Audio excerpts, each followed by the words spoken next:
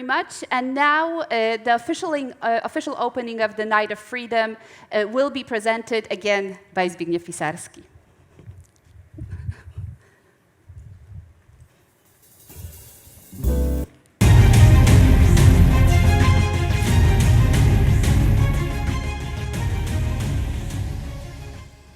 Thank you, Katarzyna. Ladies and gentlemen, it's a privilege. It's really a privilege to speak. It's quite emotional, I must say. Before I came here, I was thinking about the person that we are about to honor in a few minutes, and we are sitting in this comfortable venue, and he's not.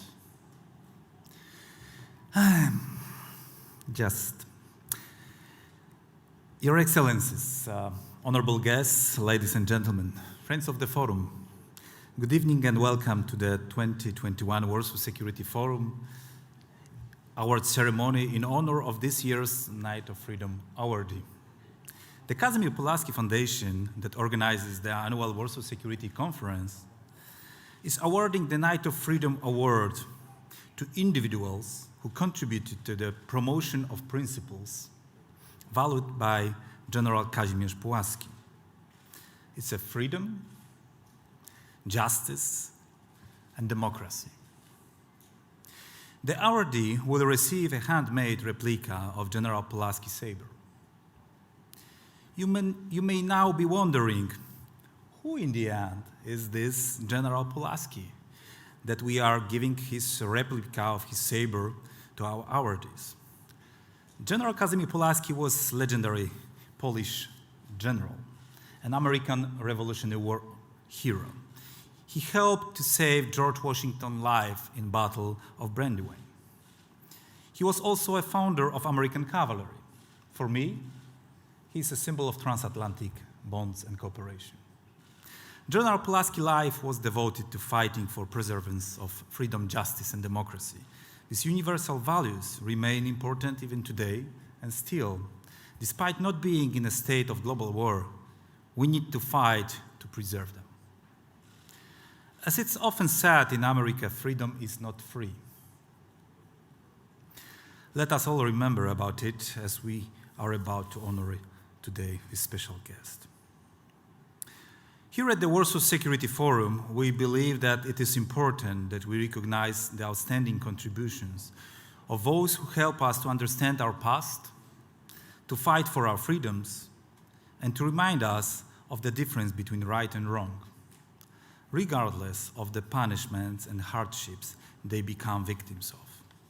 Since 2005, the Night of Freedom Award has been presented to exceptional figures, including, but not limited to, President Mary Robinson, President Lech Walesa, Senator Richard Lugar, Dr. Javier Solana, Dr. Alexander Milinkiewicz, Michał Chodorkowski, Secretary General Anders Fogh Rasmussen, President Dalia Grybauskaite, Secretary Torbjörn Jagland, and President Thomas Henrik Ilves in 2016.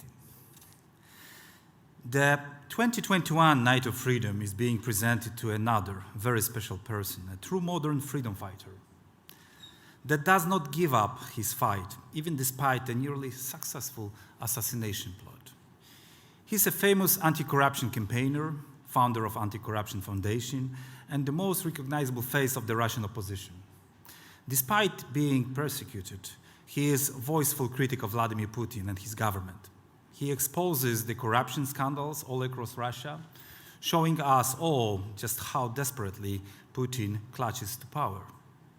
With millions of followers on social media, his critical voice is heard across Russia, opening the eyes of many people blinded by the orchestrated government campaigns aiming at hiding the real scale of corruption and decay in the Russian political life.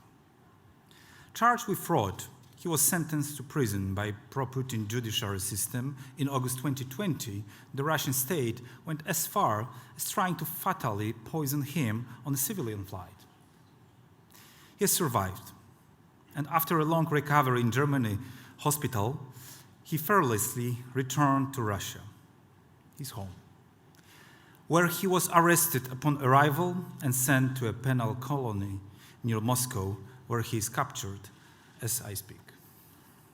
Ladies and gentlemen, you may already know, of course, who the recipient of the award will be. So without further ado, I would like to officially announce that the 2021 Night of Freedom Award goes to none other than Alexei Navalny.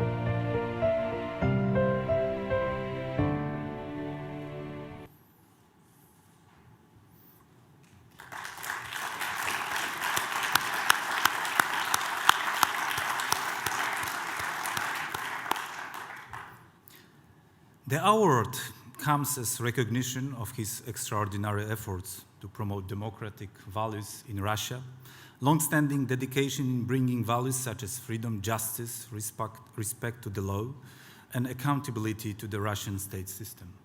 Since Alexei is currently held in a Russian prison, he will not be able to accept his award in person. Instead, the award on behalf of Alexei Navalny will be accepted by Vladimir Milov, member of Democratic Opposition and the leader of Democratic Choice Movement, together with Leonid Volkov, head of the network of regional headquarters for Alexei Navalny and the founder of Internet Protection Society. Laudation speech for the awardee will be presented by former president, or not former, by President of Republic of Estonia, and Thomas Hendrik Ilves, who is also the Knight of Freedom from 2016. Thomas, the floor is yours.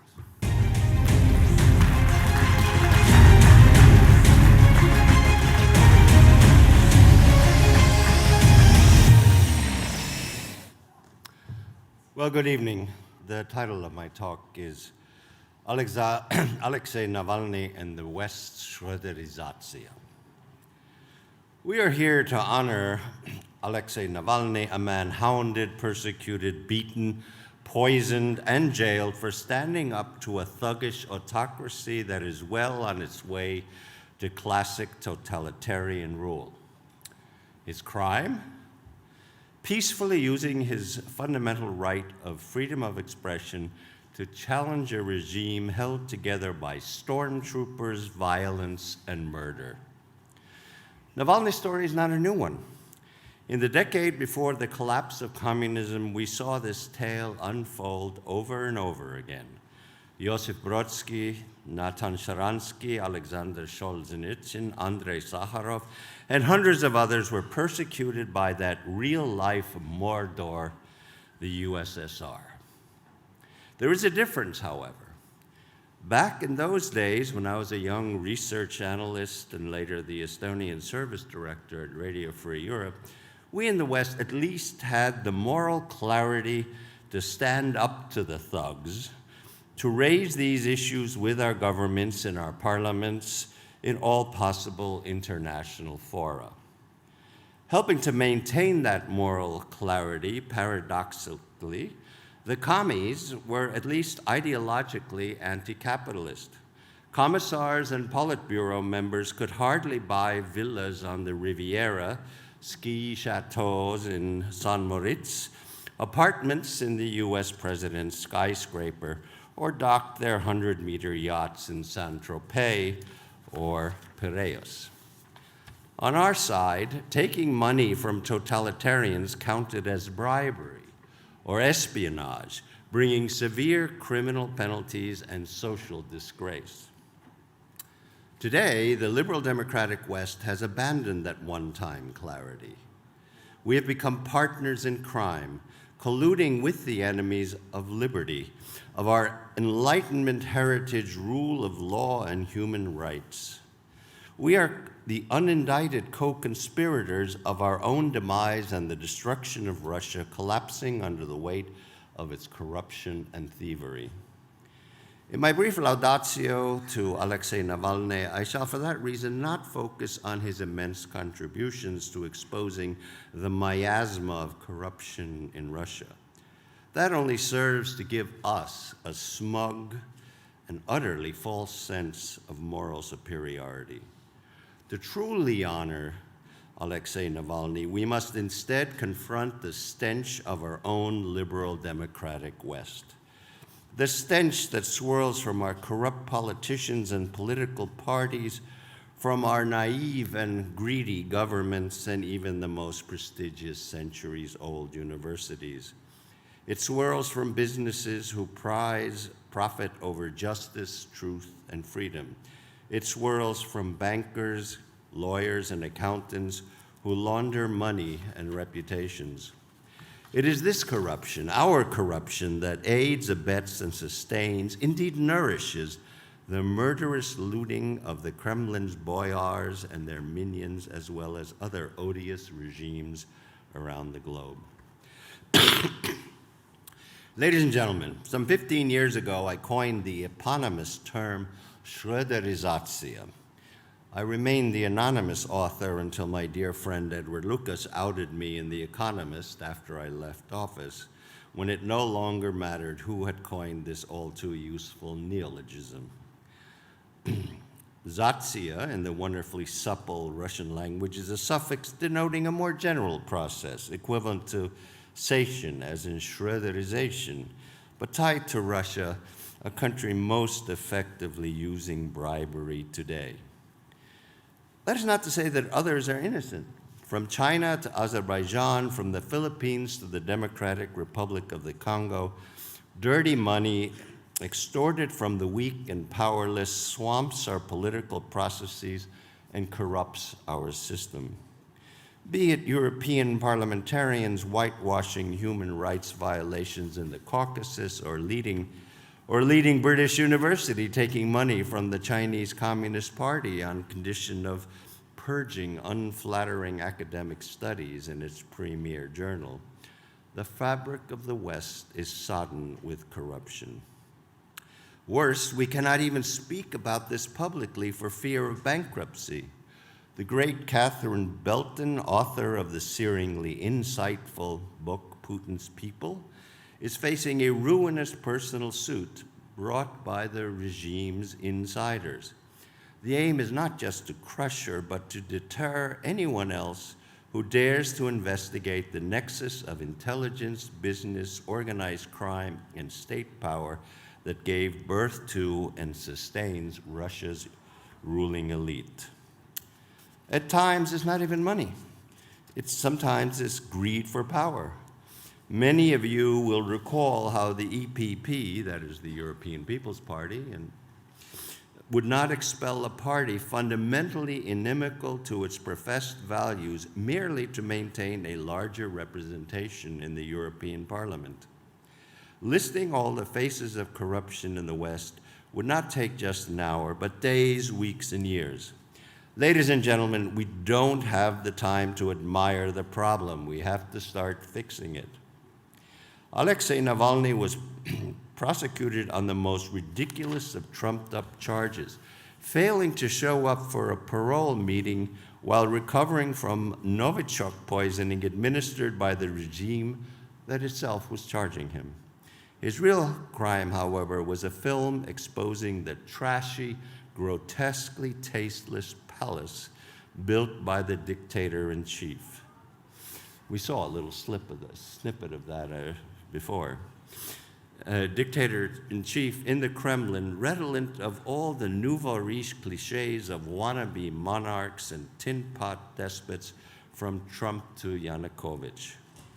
While these criminals are not embarrassed by their tastelessness, they nonetheless do fear the anger of their publics who live in poverty, where 40% of Russians have had to cut back on their food consumption, where food shortages loom, and where 20% has to be satisfied with outdoor plumbing.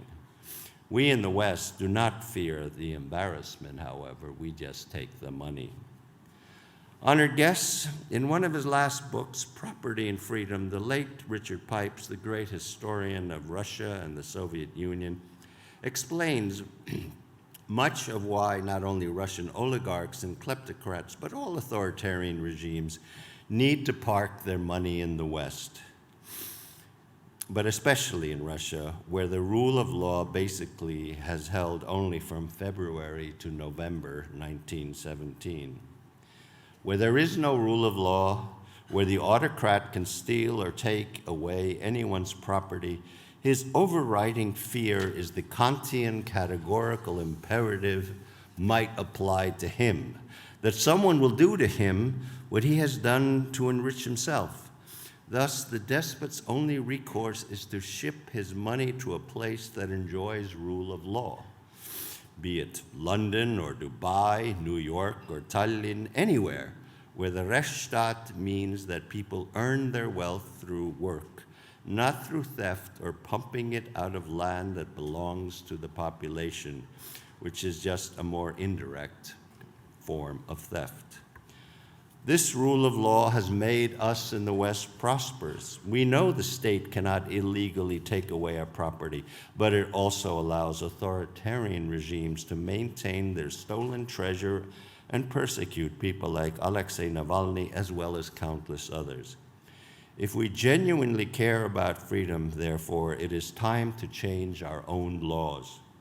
The UK's unexplained wealth orders, which unfortunately are not widely or strictly applied, should be copied and rigorously enforced across our rule of law-based West. Anonymous shell companies that, for example, allow the consigliere of Russia's greatest non-governmental mafia don, Semyon Mogilevich, to buy apartments in Trump Tower must be forbidden. Far stricter visa regulations and vetting to keep out GRU agents who come to murder our people in Europe are a sine qua non, as is strict enforcement of visa bans extended to include heads of state and government.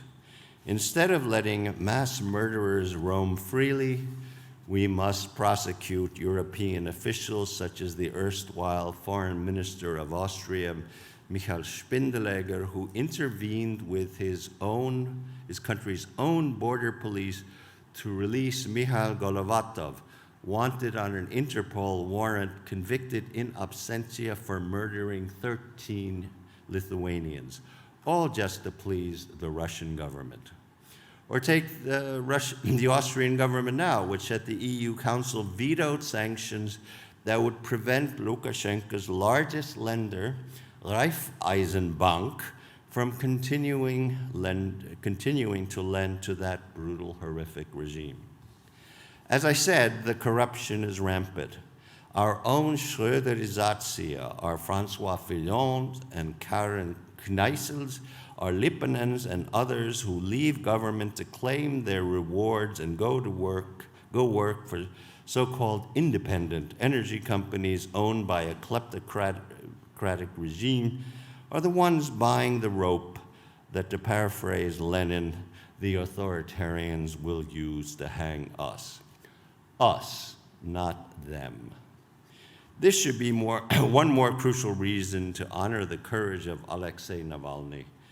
He not only exposes a mirror to the grotesque thievery and destruction of human rights in Russia, he also holds a mirror up to our own complicity in his persecution and in the backwardness and poverty of Russia. Day to day, euro and dollar millions after millions that end up in the pockets of our own leaders, banks, universities, film studios, political parties, and lobbyists for the enemies of our open societies. And with that, I'd like to end and thank you all for your attention and say, let us really hope that we can do something for Alexei. Thank you. President, please, thank you for the sobering message. Please stay with us here as we will present officially the award, the Night of Freedom. I wanted to invite the president of the Kasimir Pulaski Foundation and, of course, Leonid Volkov and Vladimir Milov, who will accept this award on behalf of Alexei Navalny.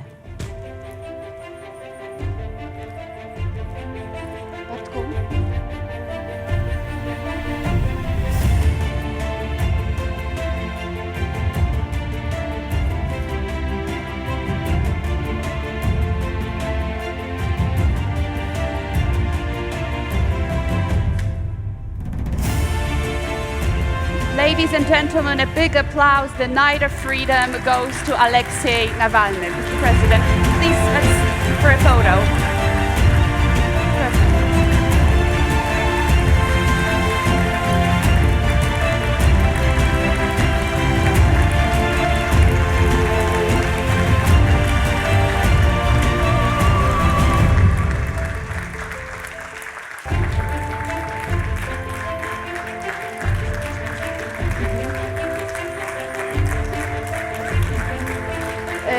Ladies and gentlemen, we'll take the knife just for a moment, the saber, which is a copy of the original Kasimir Pulaski saber, and we will allow both Leonid and Vladimir to take the floor. So I'll try to hand it.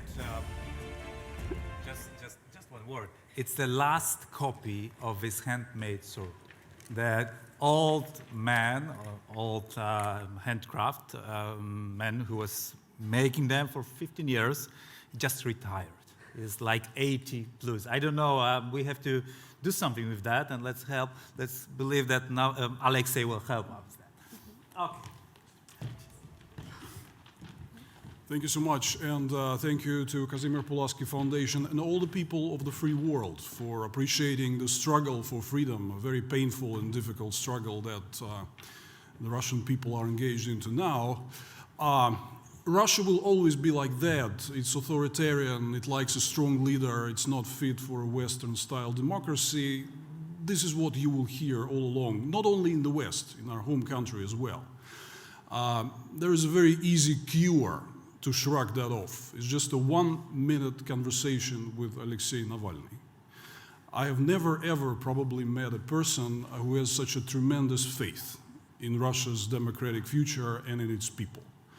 And I met him first almost a decade and a half ago.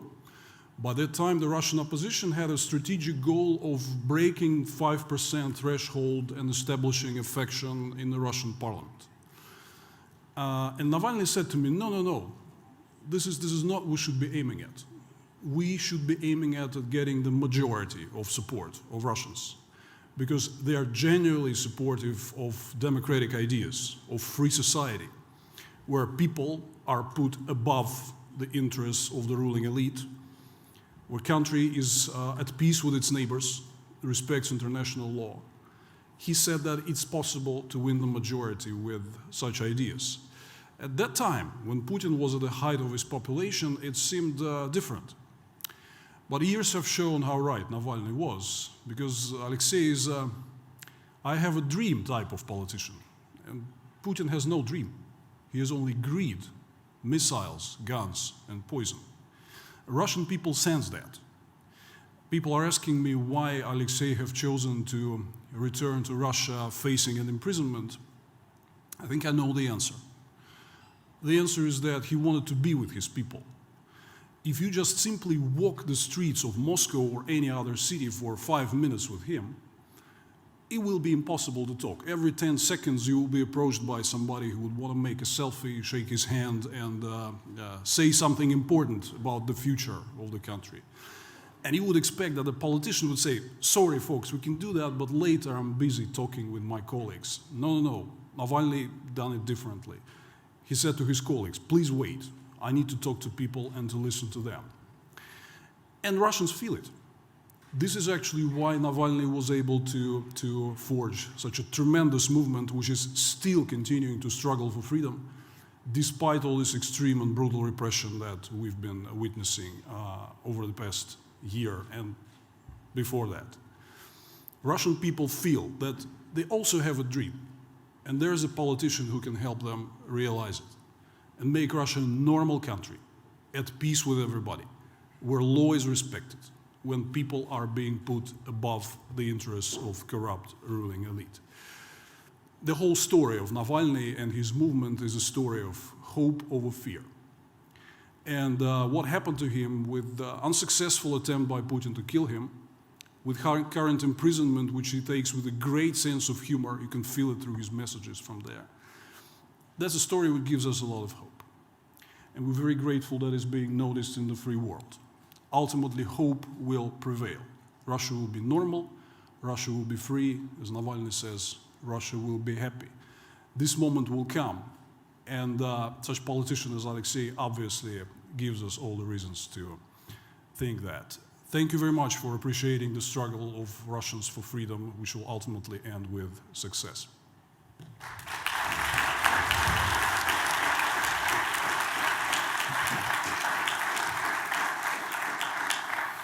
Let me add just a few words. First of all, of course, thanks a lot to the Pulaski Foundation, to Zbigniew, Katarzyna, and to President Ilves for his great speech.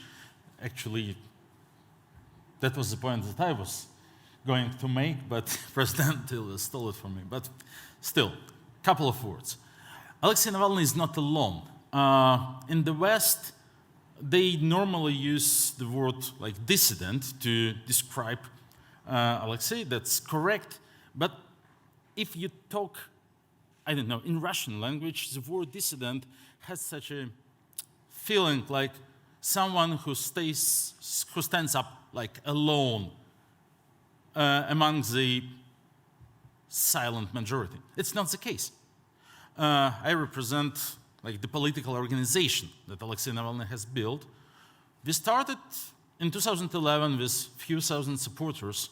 We now have a daily audience of 10 million people, pretty much reading, watching, listening what we are doing, following us online. Alexei Navalny won 30% of popular vote during the Moscow mayoral election of 2013, when it was the last time he was admitted to be on the ballot. Kremlin didn't repeat this mistake anymore, because actually we were able to demonstrate that we don't want to stay in this like small ghetto of like liberal-minded Moscow or big cities elite. We managed to build a popular movement. When Alexei Navalny was arrested upon his return to Russia in January, people turned out to protest in 180 cities across Russian 11 time zones, despite enormous risks. 17,000 people have been beaten, detained, arrested. And still, the protests repeated in April, and I believe they will repeat also later. But there were young people, old people, people from large cities and small cities. It was like a really popular movement. And that's something that President Putin really fears a lot.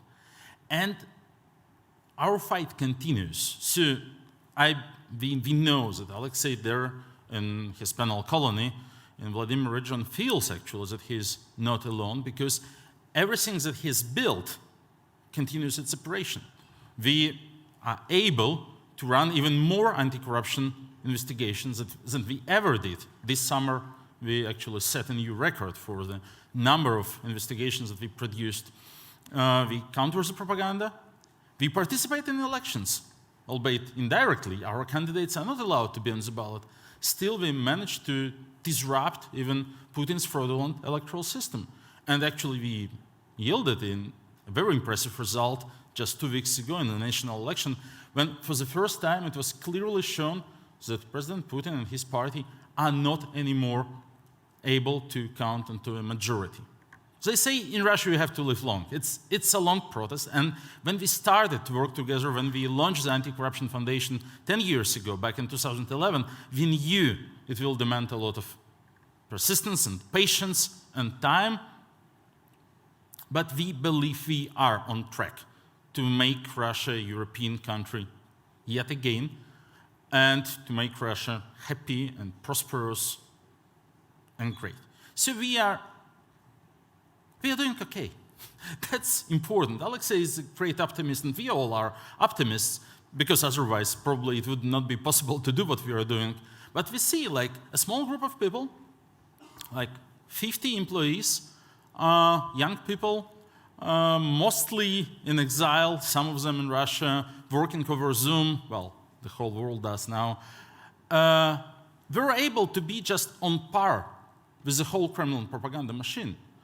During the summer electoral campaign, Kremlin had no other enemy in this, during this campaign than the smart voting, our voting strategy, than us. Kremlin attacked Google and Apple upon our voting app, blocked our websites, harassed our supporters, and still Kremlin was not very much successful.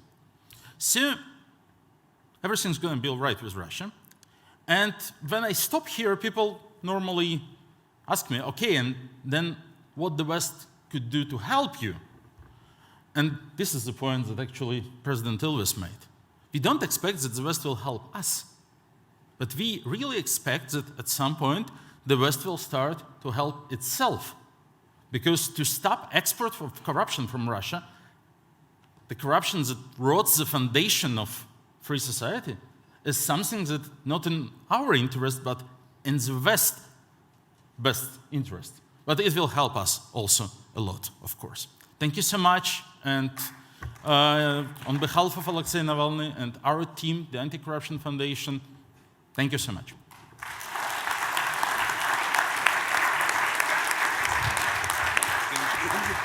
Thank you, gentlemen. Again, thank you for coming here, and please pass all our best wishes through his family to Alexei Navalny. Ladies and gentlemen, let's give a last round of applause to the Knight of Freedom, Alexei Navalny.